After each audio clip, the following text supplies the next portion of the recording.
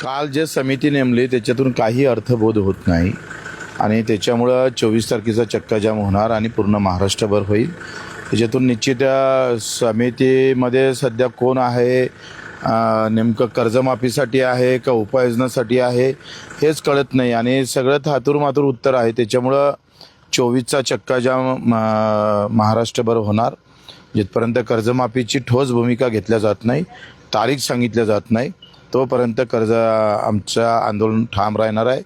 आणि दिव्यांगांचं जे मानधन वाढवलं त्याबद्दल सरकारचा आभार, परंतु तेही फार कमी वाढवलेलं आहे। इतर राज्यामध्ये 3 ते 5 हजाराच्या तुलनेमध्ये आपण फक्त 2,500 आहोत। महाराष्ट्र हा प्रगत राज्य असताना सुद्धा ज्याला 2 पायाने डोळे नाही अशांसाठी मला वाटते आपण आवर्त हात घेऊ नये।